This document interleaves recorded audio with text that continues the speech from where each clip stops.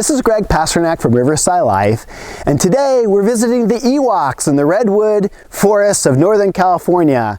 This is exactly the kind of place where in Star Wars Episode 6 they filmed all the Ewoks and their Ewok habitat, and here we're visiting one of the Ewoks rivers.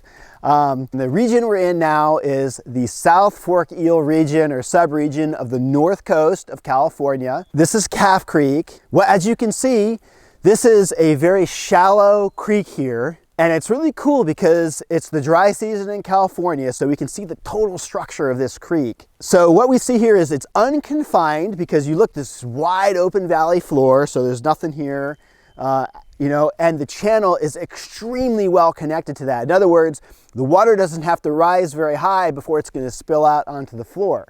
Although the truth is that when I look at the forest floor, I don't see a lot of signs of flow. So it's very likely that in this situation, the whole thing saturates up and that it's very wet on the forest floor. So the water doesn't like spill out and spread out. It probably would bump up against just forest floor water. But in any case, so the water is flowing through here. It's only like 1/4 of a meter deep at the bankfull dimension. So it's an unconfined channel. And then it's a gravel substrate predominantly, and it's a riffle-pool structure, meaning that very high bed undulation.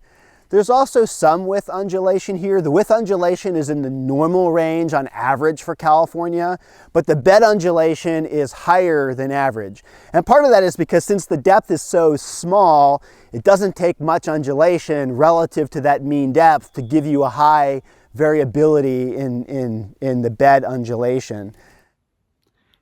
I'm still on Calf Creek, and I've now moved upstream, and one of the things that you can see is that the river is becoming entrenched. And that's because upstream of here, there's a road in the distance, and as you go closer and closer to the road, the channel becomes a little bit more entrenched, and then it's like almost like a gully at the road. So it's a typical thing where, because of the effect of the road blocking sediment transport and also contributing more water to the stream, you get some cutting that takes place until you get downstream far enough that that then dissipates and you have enough sediment for that velocity of the water goes down enough that it's now then unconfined again. So anyway, this is just a little bit of more information about Calf Creek and how you can dynamically change where upstream it's a little bit more entrenched and then downstream it's unconfined and not entrenched. As you can see, there's a lot of debris that's in the channel. So with the forest floor, you have all the pine needles and other materials, branches, sticks that are coming down. And so that's an important part of the organic flux of material that moves through a system like this.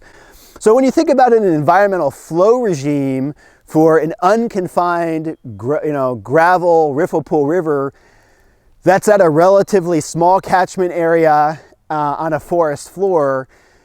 Obviously, this is unregulated stream, but somebody might at some point want to take water out to, say, grow cannabis in the forest or something like that. So that's why you would be concerned about it. So, the main thing here is the period of ordinary flow is going to be during the wet season, and you wouldn't want too much diversion from that. So that's why we're interested in using this channel classification to understand the streams and figure out how much flow is needed in order to support the habitat here and the organisms that use them. And because in the dry season the river dries out, it makes it very easy to see the structure, map the channel, and then evaluate what is possibly happening here. So again, to summarize, this is a wonderful unconfined riffle-pool gravel channel on a beautiful forest floor where somewhere around here I'm sure we could find some Ewoks. Okay, I hope you enjoyed the video.